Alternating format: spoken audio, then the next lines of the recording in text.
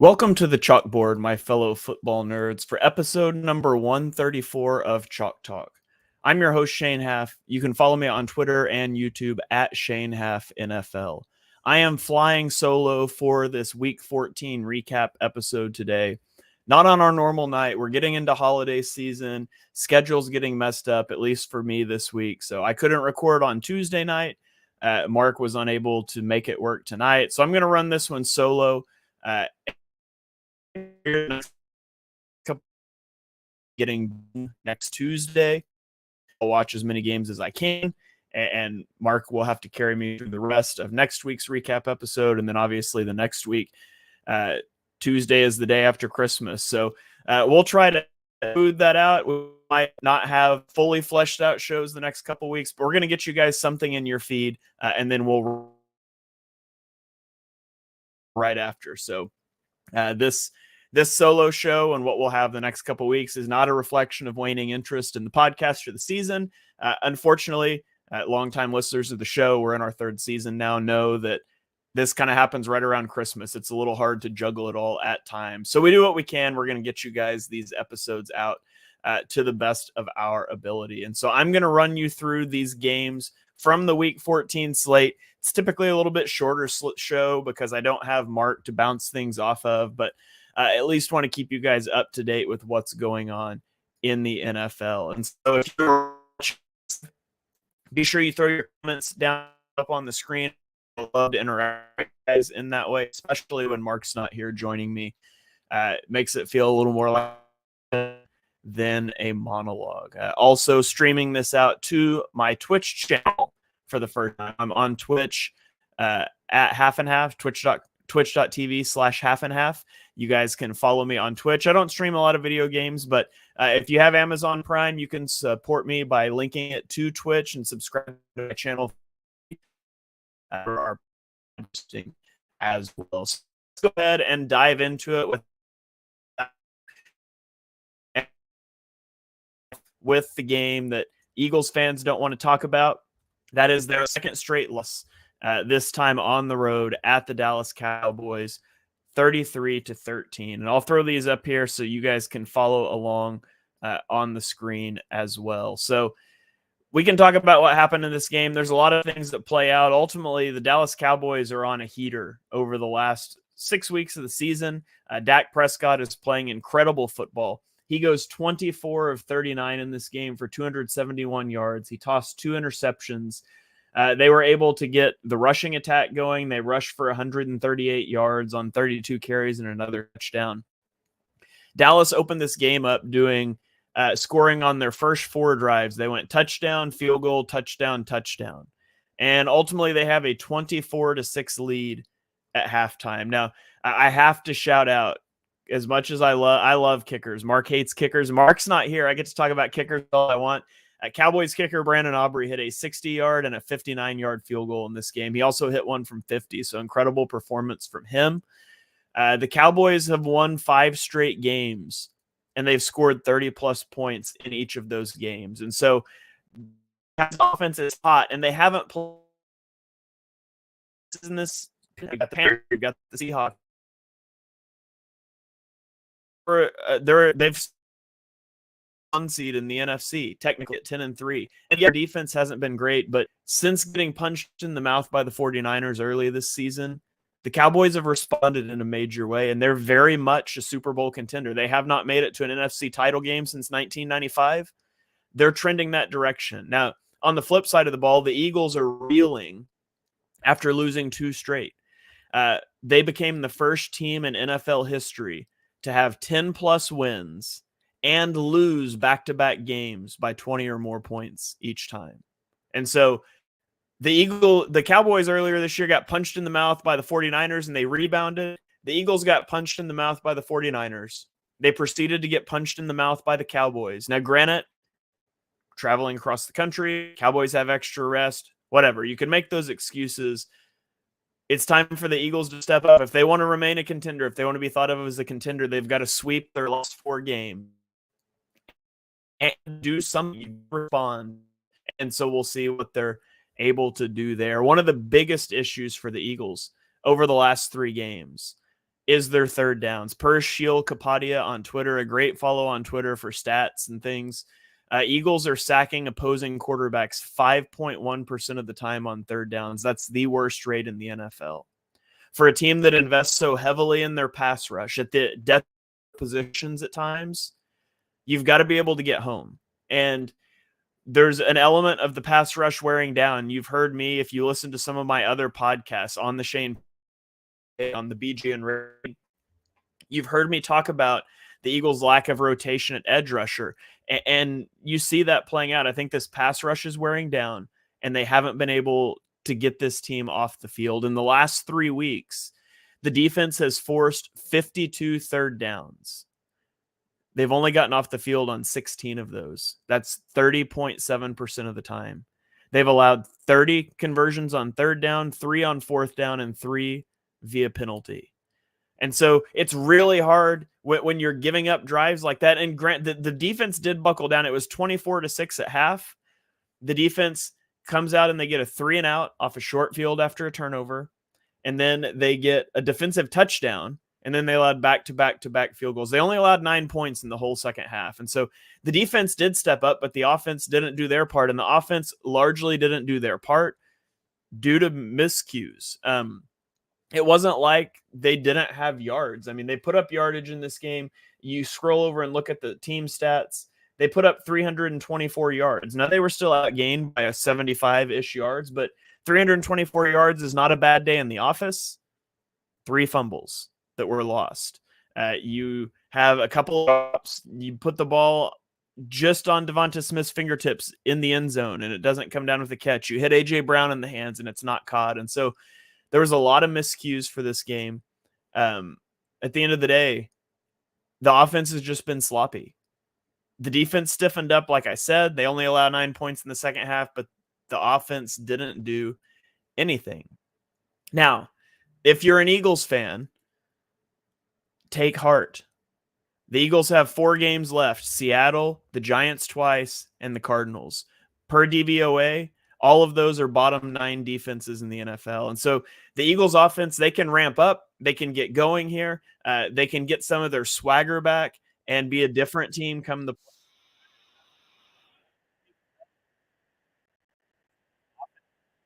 plays at an elite level like I believe they should be able to. And the defense is feisty, and they can get a key sack. They can get a key turnover. They're not going to hold teams probably under 30 points very often, but they can get a key stop and swing games.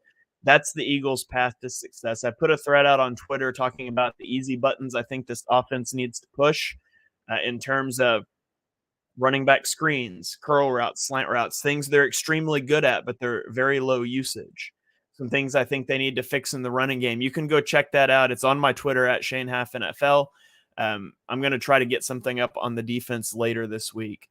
And then on the Cowboys side, if you're a Cowboys fan, the Cowboys look legit. Now, the Cowboys are about to go through a murderer's row. And so the Cowboys, we're going to find out how legit they are as a contender. Like, they've beat up on the Giants, Panthers, Commanders, and Seahawks for the last 5 weeks. And then obviously the Eagles. But they go to Buffalo, to Miami, and versus Detroit, which we'll get to that game. And Detroit hasn't looked as good the last few weeks, but they've got some tough games on the schedule.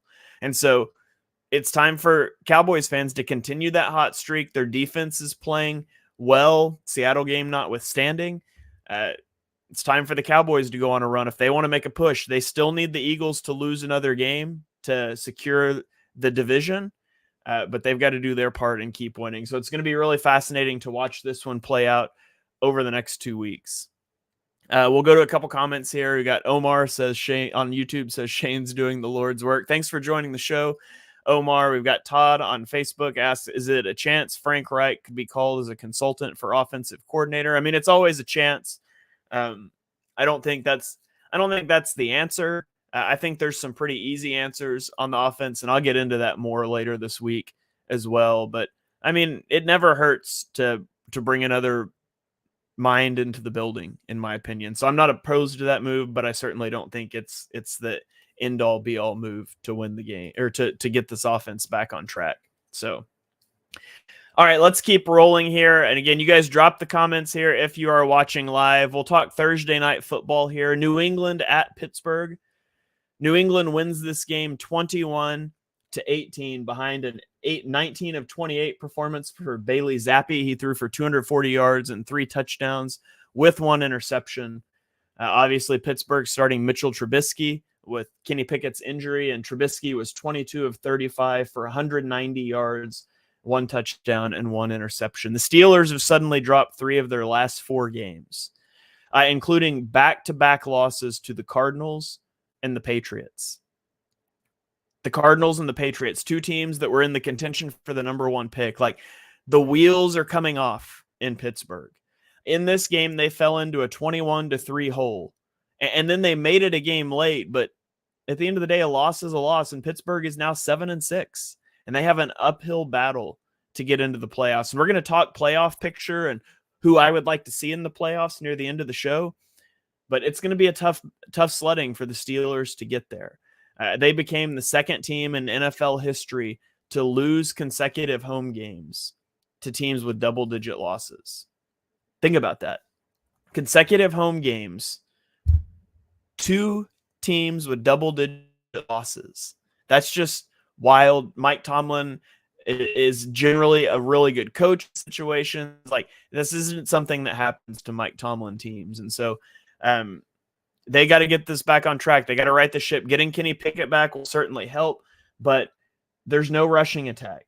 28 carries for 82 yards. The passing game was atrocious, and maybe some of that's Mitchell Trubisky, but they've got to figure something out. They got the bump after they fired Matt Canada. They finally get the 400-yard game, and then they've just gone back into the gutter. And so the offense has to figure something out for Pittsburgh. For New England, you got to stop winning football games, man. You got to stop. Like, you want that number 2 overall pick, because I'm telling you right now, Drake May is the court. You want to get Drake May, and you're not going to get him if you're not at number 2. And so they win this game. They go to 3-10. They technically, by virtue of strength of schedule, they still have the number 2 pick. Arizona is also at 3-10. And so I'll throw that up on the screen here. Arizona is also 3-10. And then you've got, 4-win teams. So the number 1 pick has been out of the question. It's definitely out of the question now. The worst thing New England fans can see happen is for New England to win a couple in the year. And so you really hope, if you're a Patriots fan, as much as it stinks, you got to root against your team here. And they've got a pretty tough schedule. They play Kansas City, at Denver, who's suddenly on a hot streak, and then the Jets in the finale, where they might have Aaron Rodgers back. And so we'll see what happens. Just need to lose. Go get you a quarterback, figure out what you do, and you can go from there. Okay, let's get in the next game. It is the Tampa Bay Buccaneers at the Atlanta Falcons. Game, the Buccaneers, the ending of this game was kind of crazy. The Buccaneers were down 25-22 with just over 3 minutes left to play. And they went on a 12-play, 75-yard touchdown drive to take the lead with 31 seconds left. They win the game. Now, all of a sudden, in the NFC South, the Bucs, the Falcons, and the Saints are all 6-7. They're all tied for the division lead with a losing record. We're going to do the NFC South team in the playoffs again.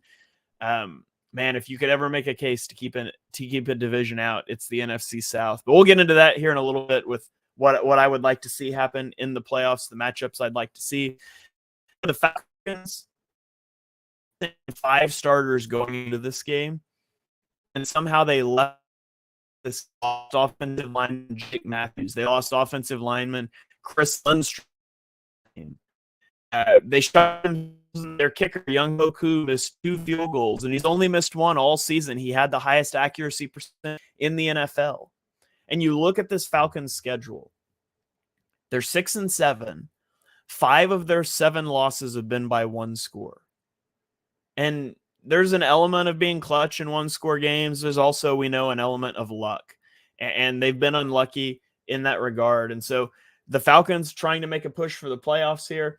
They've got a schedule they can work with. You go at the Panthers, That's a divisional opponent. It's a team that's really bad. You got to win that game next week. And then you play versus the Colts, at the Bears, at the Saints. And that at the Saints game in week 17 could decide this whole thing. And so the Falcons certainly aren't out of it. They're tied. Everybody's right there in it.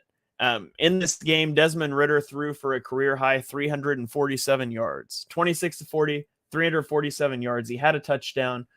He also threw an interception. He rushed for 15 yards and a touchdown, but that interception he threw turned into a touchdown. One of the 3 sacks he took was a safety, and he missed some easy passes along the way. He's very much still an inconsistent quarterback, and you expect that, I guess. He was a third-round guy in his second year, played 4 games last year.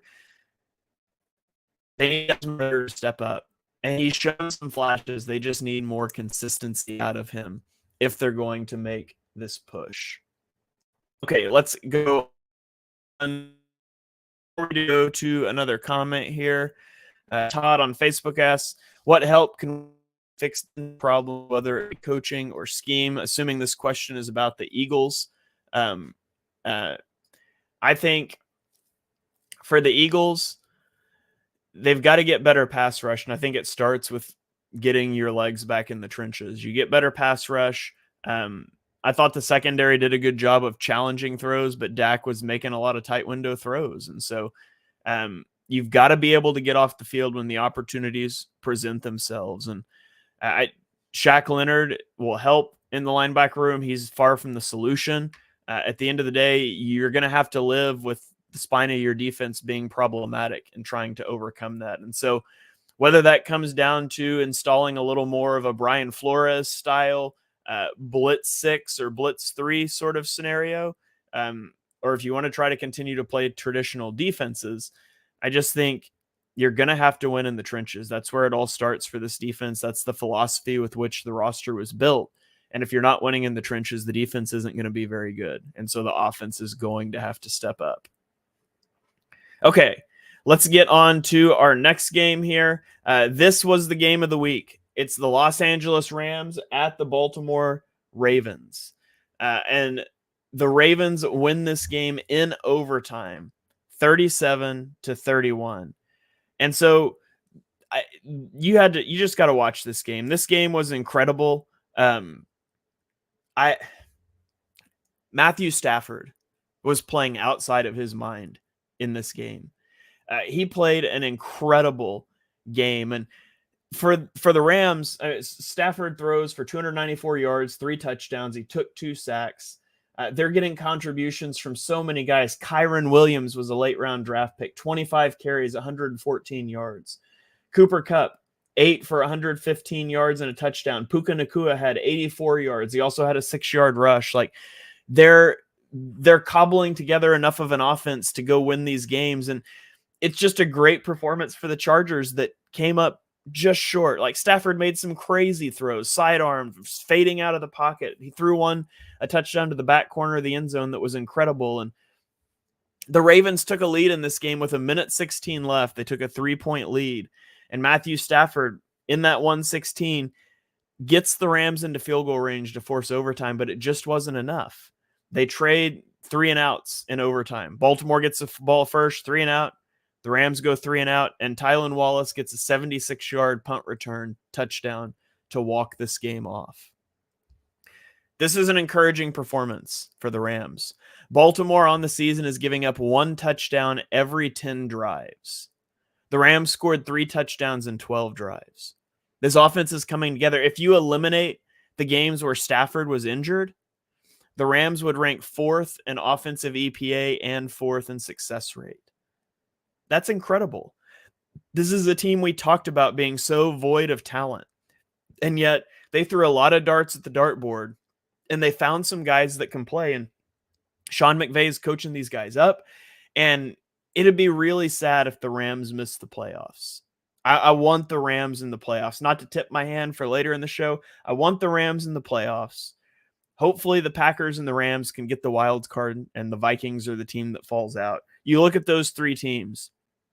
Minnesota has the second hardest strength of schedule remaining. They play Detroit twice, Cincinnati, and Green Bay. Green Bay has the 31st hardest schedule, so second easiest. They play Minnesota, Carolina, the Giants, the Bears, and the Buccaneers.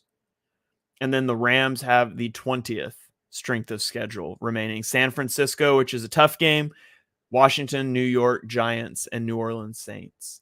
So on the NFC side of this game, I would really like to see the Rams push for the playoffs. I think they could be a scary team if they get there. Fun, plucky team to watch. On the AFC side, Baltimore's won their third straight now, and they're back atop the AFC for the 1 seed, at least pending tonight's Dolphins game outcome, which I would expect them to win. So really fun game to watch. 2 fun teams to watch. Hopefully we can see both of these teams in the postseason. Let's keep it rolling along here, and we'll go to the Detroit Lions at the Chicago Bears, and Detroit loses this game 28-13, and it's been a rough go for Detroit over the last couple weeks. I mean, 3 weeks ago, they should have lost to the Bears, right? And they didn't. The Bears blew the lead. They scraped by with a win. Then they lose to the Packers on Thanksgiving. They barely beat the Saints, and now they get beat by 2 touchdowns by the Bears. It's been a rough stretch for the Lions. And like I said, a couple weeks ago, the Bears had them on the ropes. They gave it away. No such turn of events this time. This is the first time the Bears have notched back-to-back wins under Matt Eberflus. Justin Fields ended 19 of 33 for 233 yards and a touchdown. He also rushed for 58 yards and a touchdown. Detroit opened the second half. They were a disaster. This was a close game at halftime. They had the lead 13-10, and the second half was a disaster for this team. They opened with 3 straight 3-and-outs. On their 4th possession, they fumbled. On their 5th possession, they had a turnover on downs without picking up a first down. And then they had a turnover on downs after picking up a first down, and then an interception. In 7 possessions after the half, they gained 71 yards. Did not pick up a first down until the 4th quarter. Jared Goff continues to spiral, and the Lions defense remains bad. Goff threw 2 interceptions in this game. He took 4 sacks. He's really struggled against the Bears, which is kind of crazy because the Bears defense hasn't been good, but he has 5 interceptions versus the Bears this season in 2 games and 5 interceptions versus every other team combined. So maybe the Bears are just his kryptonite, and that's 2 times in the last 4 weeks, and it sort of taints the sample size. Maybe that's it.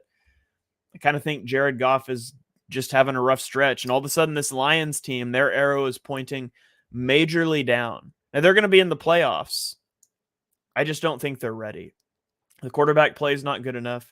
The defense is horrible. The defense, I didn't check these numbers, but I know like a week or 2 ago, they were dead last in success rate and EPA.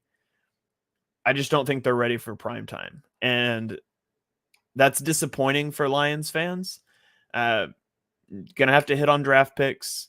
Moving forward, you got to build this defense out. There's just not enough of a threat in the trenches. The secondary has struggled at times. Brian Branch has been really good when he's been healthy.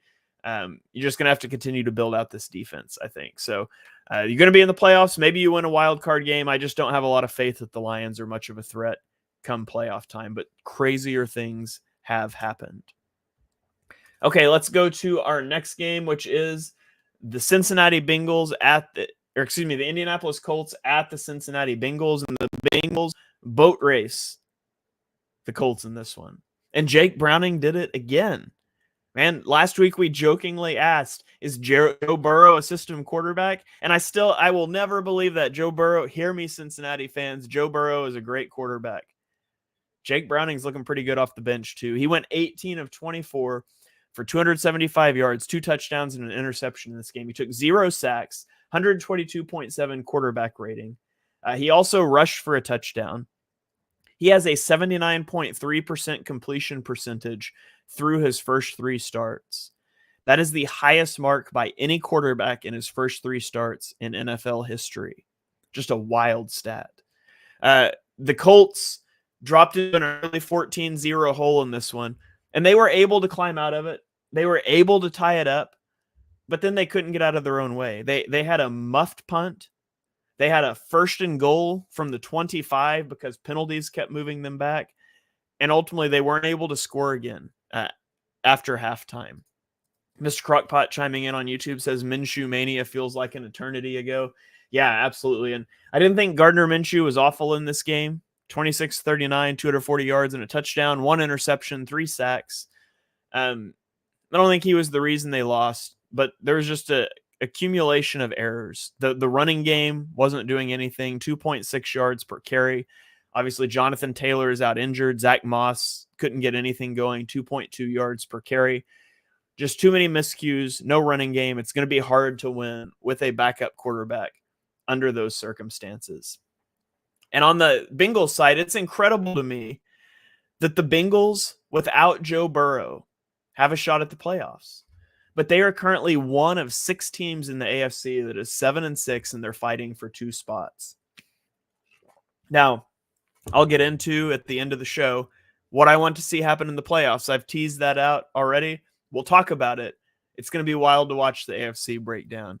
Mr. Carter asks, how in the world do the Colts have 7 wins this season? Shane Steichen's a great coach, man. Great coach. Really good schematically, good play sequencing. He's definitely doing more with less. Michael Pittman has had a really good year.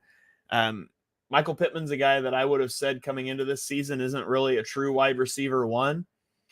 He's a good receiver. I think you need a better wide receiver 1 than that. But so far this year, he's got 95 catches for 984 yards. He's on pace for almost 1,300 receiving yards. And so it's a huge testament to Shane Steichen. Michael Pittman's got going. And despite the turmoil at quarterback, getting Anthony Richardson, him missing games here and there, and then being out for the season, the Colts have continued to stack wins. And this is why backup quarterbacks are important. This is the backup quarterback bowl. Jake Brown and Gardner Minshew. Neither of these quarterbacks lost this game for their team. I thought they both played pretty well. So, all right. Well, speaking of backup quarterbacks, let's go to a 4th string quarterback that was almost retired and is now the quarterback for the Cleveland Browns, and Joe Flacco, who led the Browns to a victory over the Jacksonville Jaguars, 31-27. Joe Flacco was 26 of 45 for 311 yards, 3 touchdowns. He did throw 1 interception in this one. And with competent quarterback play, the Browns look like a threat again because this defense hasn't gone anywhere. And that sounds strange to say when they gave up 27 points. The first 2 touchdowns for Jacksonville came off of Cleveland turnovers. They required a total of 37 yards for those 2 touchdowns. So really, we're not going to hold those against them. The Browns defense is really good. Joe Flacco brings competency. Remember, this is a team that lost Deshaun Watson, regardless of what his play has been like. They lost Nick Chubb. And so they lost 2 of their biggest weapons. But Joe Flacco has really found a rhythm with Amari Cooper, 77 yards in this game, and David Njoku, who had 91 yards and 2 touchdowns. And so if they can just be efficient, like if you're the Browns, you feel pretty good about winning football games if you can put up 21 points. And I think they can do that. As crazy as this sounds to say in 2023, almost 2024, I think they can do that with Joe Flacco under center. On the Jaguars side, Trevor Lawrence was able to play after the ankle injury he sustained last week. It looked really bad. He was able to come back. It was not a good game for Lawrence. He threw 3 interceptions. He was sacked 4 times. He did throw 3 touchdowns. The offense did get into a groove late, but it wasn't enough. There were too many mistakes, and the Jaguars dropped this game. So they dropped to 8-5. The Browns are 8-5. Neither team in danger of missing the playoffs, I think, but you got all those 7-6 teams hot on your heels. So it's going to be fascinating once again to see how the AFC plays out. The Browns in this game became just the 8th team since 1950 to have 4 different quarterbacks record at least 1 win in a season. Think about that. 4 quarterbacks. You got Deshaun Watson, PJ Walker, Dorian Thompson-Robinson, and now Joe Flacco have all won games for this football team. That's just wild. I can't imagine having that upheaval at quarterback and still being in the middle of a playoff race, and yet here we are. Okay, let's move on to the next game. We're going to go to New Orleans, where the Carolina Panthers looked like they've looked most of this season. They lose 28-6 to New Orleans. New Orleans has now gone 13 consecutive games without an opening touchdown drive. This one was really painful, though, because they settled for a 29-yard field goal, and then they missed that field goal. It was a rough game all around here through the air. Derek Carr started the game 13 of 20 passing for 37 yards and an interception. Bryce Young started the game 3 of 15 for 28 yards passing. Carolina lost 2 fumbles on offense. They had 2 3-and-outs. They had 5 failed fourth down conversions. This is just a painful division to watch. The Panthers, they've got so much they've got to get taken care of this offseason. They've got to figure out what to do with Bryce Young. They've got to fix their offensive line. They've got to fix their receivers, and yet they traded away the number 1 overall pick. That one's going to sting come draft time. And on the Saints side, they're right there at 6-7 in that 3-way tie for the division, but their future looks bleak too, and they're not going anywhere with Derek Carr at quarterback. And, their weapons just they're not enough. And I think their weapons are good. I think Chris Olave is a stud receiver. I think Alvin Kamara still has a lot left in the tank at running back, but Derek Carr is not getting it done. Dennis Allen's not getting it done in New Orleans. And yeah, for Eagles fans, Mr. Crockpot says the Saints need to stop winning because the Eagles do have the Saints' 2nd round pick. Hopefully they are not the team that emerges from that division. I hate this division with a passion, Mr. Crockpot says. Me too. I hate this division. I wish can we just give an AFC team the NFC South's playoff spot?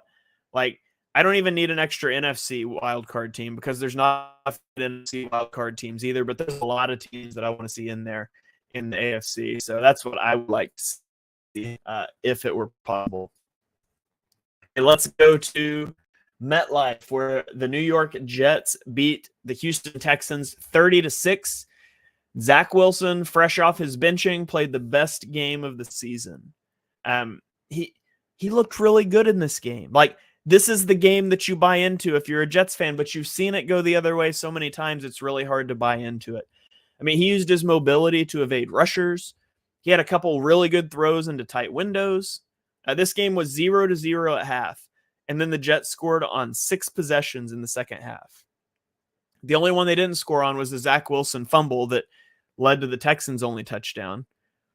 But then they came right back, and they didn't compound mistakes, and they went on a 10-play, 75-yard touchdown drive. Like, this is the play you needed from Zach Wilson 2 months ago, or from Joe Flacco, or from Carson Wentz, or from all these guys we talked about that the Jets should have went and got. Because, man, the season's over. Like, the Jets are virtually eliminated from the playoffs, and I hate that because I think this Jets team, the defense is so good. The defense needs to be in the playoffs, and it's been totally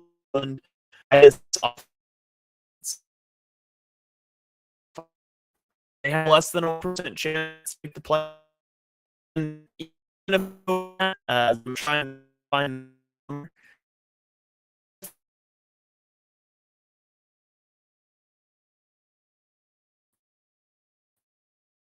if they went out, it's a huge uphill battle. They go at the Dolphins. They face the Commanders. Oh, now it's not letting me use the. But anyways, it's going to be tough for the Jets, even if they went out, which is going to be really hard considering the schedule that they have left. So, Steve says on YouTube, let me throw this comment up here.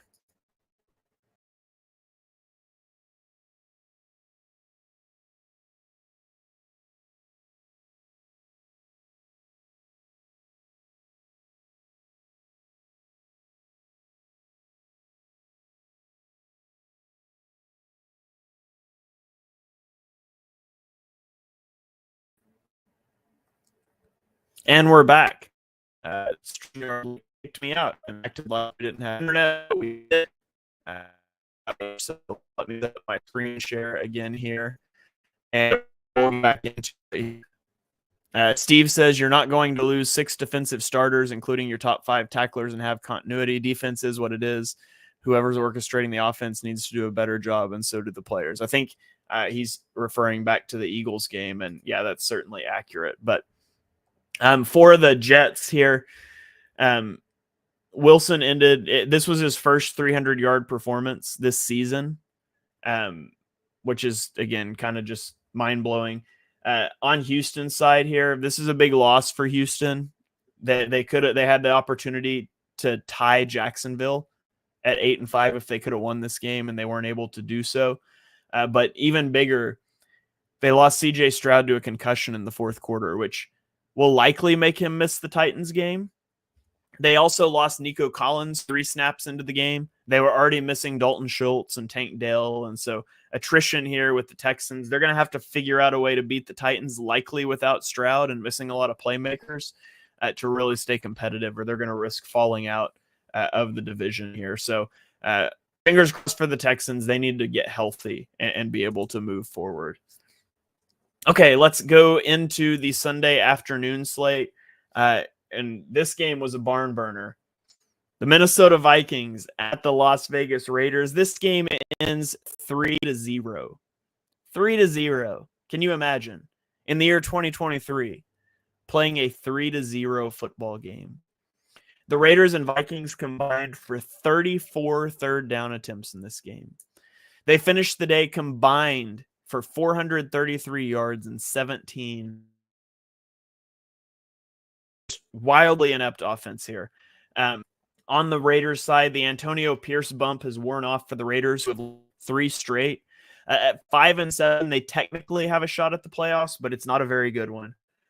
On the Vikings side, it stinks. Like, Justin Jefferson's been injured for the majority of the season. He returns from the injury in this one, and then he leaves after taking a big rib shot. Josh Dobbs is pulled out of this game at one point. He's 10 of 23 with 63 yards and 5 sacks. And he was replaced by Nick Mullins, who went 9 of 13 for 83 yards. And so maybe Nick Mullins is the guy going forward. I don't know what the Vikings are going to do back. Their season has kind of been derailed by injuries, which is also sad because this was a team that was kind of fun to watch early in the season with Kirk Cousins and with Justin Jefferson. Steve says it was Marcus Epps that knocked out Justin Jefferson. It was a big rib shot by Marcus Epps that took him out of this game. Josh Dobbs, as much fun as the storyline was, he's really looked bad over the last couple weeks. He ended this game when he was pulled out with a completion percentage over expectation of negative 16.1%. So that's a bad day in the office. This game was a bad game. This was the lowest scoring game since 2007 in the NFL. So not a lot more to say about that one. Overall, a pretty boring game to watch. But let's go to this next game, which was actually a pretty good game to watch. And I didn't think it would be. That was Seattle at San Francisco. Now, San Francisco wins 28-16. But I didn't expect this to be even interesting at any point. With news broke that Geno Smith was going to be out with his injury. Drew Lock was going to start the game. But Drew Lock started the game really well. He ends the game with a stat line that doesn't look great. 22 of 31 for 269, 2 touchdowns and 2 interceptions. But both those interceptions were in the fourth quarter. And for a while, this was a really good football game. Like, Seattle was right there with him. It was 14-10 at halftime. It was 21-16 at the start of the fourth quarter. Despite putting up 527 yards and 28 points, the 49ers offense wasn't really clicking early in the game. Now, they had big plays. They had 8 plays of over 25 yards. That helped keep them going, but they had back-to-back 3-and-outs in the first half. They had 5 punts overall. They weren't firing on all cylinders. And division games are tricky at times. And I think this is a classic letdown spot for the 49ers after the emotional win at Lincoln Financial Field last week. It's a division rival in a little bit of a letdown spot. You're still able to get the win. Seattle, they're beat up in this game. Devon Seahawks falling 3-6, and they have the Eagles. The last time the Seahawks lost 4 games in a row was in the final 4 weeks of the 2009 season. And following that, they fired Jim Moore and they hired Pete Carroll to be their head coach. It's the first time in the Pete Carroll era it has happened. The last time it happened, it cost a guy his job. I'm not saying Pete Carroll is or should be on the hot seat, but it's definitely something to watch moving forward as I try to put together a playoff push against the Eagles coming up. Okay, let's move on to Arrowhead Stadium, to the offsides heard around the world. I mean, that's where we've got to talk about this game, right? Well, I'll set it up here. The Bills win 20-17. They jumped out to a 14-0 lead, and then the offense stalled out late in the game. Kansas City has a chance for a drive to win the game. And they only get it because of some really bad clock management by the Bills offense, only burning like 15 seconds. Here, I'll get you the exact numbers here. They get the ball. They're up by 3. First and 10 at the Kansas City 22-yard line with the lead with 2 minutes and 12 seconds left. And they go pass incomplete, pass incomplete, pass for 1 yard, 2-minute warning. And they have to kick a field goal. So rather than running the ball once to make Kansas City burn their timeouts, they ran 15 seconds off the clock, turned it over or kicked the field goal to go up, and then they give the ball back to the Chiefs. Like that clock management, they gave Patrick Mahomes the chance to put this back.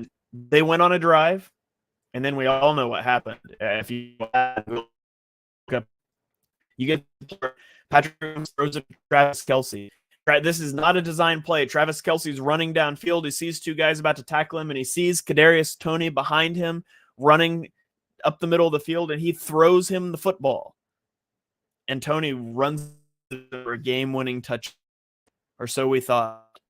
But in fact, Kadarius Toney offsides. A flag flew right at the snap, and that was taken off the board. The Chiefs would end.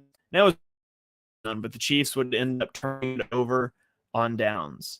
And they lose the game. Now, the Chiefs, after the game, whined about this call a lot. And I'm not a fan of that. Patrick Mahomes, you guys can go see the clip, what he said to Josh Allen when they shook hands. He spent a lot of time at the podium complaining about the call. He was offsides. It wasn't even close. Like, this wasn't a gray area call. He was blatantly offsides.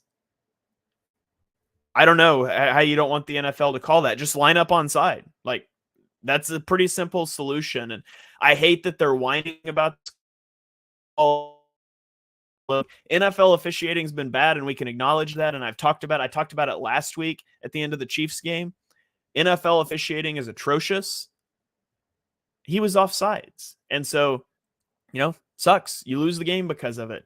You blame that on a player, not an official. It's not the official's job to say, hey, back up now. This isn't peewee football. Hey, back up. You're offsides. It is what it is. So I hated that. I hated the way that they whined about it afterwards. Steven says, Andy Reid and Mahomes just making themselves look awful with the whining. It's like they lost awareness of the pampering. I wonder how he feels about Bradbury in the Super Bowl. Yeah. It's a really bad look, and it's indicative of bigger problems. That's about more than an offsides. I mean, this is you leave a dirty dish on the counter and your wife snaps at you about putting it in the dishwasher and then like starts crying. And it's like, I think it was about more than the dish, right? Don't get me in trouble with my wife. This didn't just happen to me. I think it's about something else. There's something else going on here. It's frustrations with Mahomes and Reed with their playmakers and the lack of consistency they've had this season, and it's boiling over. And they're going to have to salvage this. They're 8-5 now, and the Bills move up to 7-6. And the Chiefs' skill players, they're right. They're just not good enough. Rashee Rice fumbled. Kadarius Toney's offsides. They have no rushing attack in this game. Scroll down. They have Clyde Edwards-Helaire rush for 39 yards. Jerick McKinnon 19 yards. There's not enough going on, and you got to have these young guys step up when you're going to pay a quarterback the money Patrick Mahomes is being paid. You can't afford to pay a lot of other guys. Buffalo still has a shot for the playoffs. They have a huge game against Dallas this week that swings their playoff leverage considerably. And so Buffalo didn't play the best in this game, but they get the win. They need to be firing on all cylinders against the Cowboys. As for the Chiefs, they are now 2 games behind the Ravens for the 1 seed. And it looks like for the first time in his career, Patrick Mahomes is going to have to play a road playoff game this season. He has not played a playoff game outside of Arrowhead, excluding Super Bowls, which are on neutral sites. 11 home playoff games, 0 true road playoff games. And so certainly can be a storyline to watch as we move forward into the playoffs. Okay, and then let's get to our last game because, again, I'm recording this prior to Monday Night Football, so no Monday Night Football talk here. Denver at the Los Angeles Chargers. Denver wins 24-7. They pick up after starting 1-5. The Broncos are now 7-6, and they're only 1 game behind the Chiefs in the AFC West. Now, I don't think the Chiefs are going to let the AFC West slip away, but it's crazy the turnaround that Denver has had since they started 1-5. The Chargers made it a 10-point game in the fourth quarter. Denver immediately responded with a 13-play, 75-yard touchdown drive that drained 10.5 minutes off the clock, and it effectively ended the game. Now, that's a testament to the Broncos offense. That's not something that they would have done at any point in time last year, partially because they wouldn't have had a lead, or earlier this season. And it's also a testament to the Brandon Staley defense and the ineptitude that has plagued Los Angeles since Brandon Staley got here. And so you can let it play out the season. Brandon Staley is going to go at the end of this season, and it's going to be the best move for the Chargers. Now, this game is tough. Justin Herbert injured his second quarter, and he left the game. But even when he was in, the offense was bad. 7 drives with 3 punts, 2 turnovers on downs. They had an interception. Herbert ends 9 of 17 for 96 yards with an interception and 4 sacks. Easton Stick comes in. He takes 2 sacks, goes 13-24 for 179 yards. They did not throw a touchdown. Austin Eckler had the lone touchdown on one of his 10 carries for 51 yards. The Chargers ended this game 1 of 6 on 4th down attempts. Oof, that's just bad. I like aggressiveness.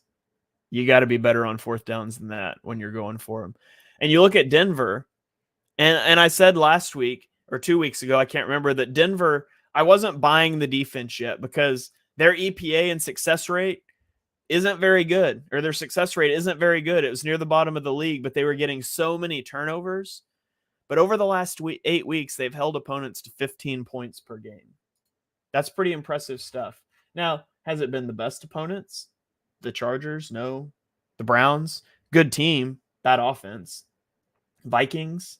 But you look back a little further, the Texans, the Bills, the Chiefs, the Packers, the Chiefs again. Like, they've played some teams, and so I don't know what to make of Denver. I think it would be objectively hilarious if they ended up winning their division. I don't think that's going to happen, but kudos to them for turning their season around. Shout out to Sean Payton, a guy that Mark and I both ranked very highly on our coach tiers list in the offseason. And so that is going to wrap it up for our recap. Doubleheader on Monday Night Football tonight. Tennessee at Miami, Green Bay at the New York Giants. I would expect the Dolphins and the Packers to both win those games, and that has impact on playoff pictures. But let's talk about the playoffs here for my final thoughts. We're going to talk about, let's act like we're the NFL playoff committee, right? It doesn't exist, but if it did, the NFC, you've got 5 locks right now. The 49ers, the Cowboys, the Lions, the Eagles, and the winner of the NFC South. I don't care who wins the NFC South. I think they all stink. Atlanta would be the most entertaining for me. So I would like Atlanta to be in there. But then we look at the final 2 wildcard spots. You have the Vikings at 7-6. You have the Packers at 6-6. Again, they play the Giants tonight. I would expect them to win. That would put them at 7-6. You have the Rams at 6-7. You have the Seahawks at 6-7. The Falcons, the Saints, 6-7.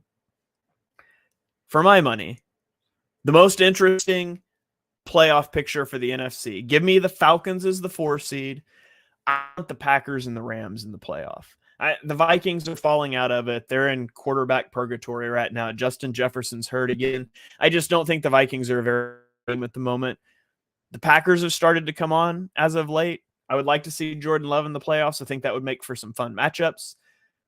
The Rams, man, their offense has been so much fun to watch. Like, the playoffs will be more fun if Sean McVay and this offense is in there. I'm pulling for the Rams to get into the playoffs. I would like to see the Vikings fall out of it. You guys can let me know in the comments what you guys think, who you would like to see in the NFC playoffs. Got Trending in my man Phil from Trending in the AM. You guys go check out his show on every week morning on YouTube. Says, "What's good, my man?" Hey Phil, how are you doing? Just wrapping up this show, talking some playoff picture here. Let's look at the AFC, because the AFC is a mess. The Dolphins are 9-3. The Ravens are 10-3. I'm assuming the Dolphins will beat the Titans tonight. They would be tied for the 1 seed. Then you've got the Chiefs and the Jaguars at 8-5. The Browns at 8-5 as a wild card team. And then you have 6, 7, and 6 teams. That's wild. Now, I'm going to go ahead and say the Chiefs will win their division, right? I think they'll figure it out. I'm going to go ahead and say the Jaguars will win their division. They've got a game up on the Texans, who have an injured CJ Stroud right now. But let's look at these 7 and 6 teams. We got to pick 2 of these. 2 teams to make the playoffs out of Pittsburgh, Indianapolis, Houston, Denver, Cincinnati, and Buffalo. For me, I think it's pretty easy. Pittsburgh, I'm out. Their offense just isn't good enough. The Colts are a fun team. I love Shane Steichen and what he's done with this offense. I just think there's more interesting teams here. Broncos, fun story. I don't really want them in the playoffs. I need the Buffalo Bills in the playoffs. I need the Bills in the playoffs. That's one of my 2 slots. The other one comes down to the Texans and the Bengals. And for me, Jake Browning's been a lot of fun, but I want CJ Stroud in these playoffs so bad. I would love to see them make it. So that's what I'm pulling for over the end of the season. I want to see the Bills and Texans get into the playoffs out of the AFC. I want to see the Packers and the Rams get into it from the NFC. So you guys can let me know what you're thinking. The ideal teams you would like to see make the playoffs if it plays out that way over the end of the season. So that's going to do it for this episode of Chalk Talk. Thank you guys for joining at an irregular hour. Like I said at the top of the show, it's going to be strange the next 2 weeks around holiday travel and things like that.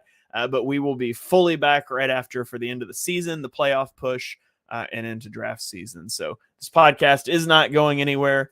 Just going to be a weird couple of weeks. So thank you guys for joining us for episode number 134 of Chalk Talk. If you enjoy what you heard on the show, we know that you do, be sure you smash that subscribe button and turn on notifications so you don't miss our next episode. Drop us a 5-star rating and review wherever you stream your podcasts. Thumbs up on the YouTube really helps. You can follow me on Twitter and YouTube at ShaneHalfNFL. I'm on Twitch at twitch.tv/halfandhalf.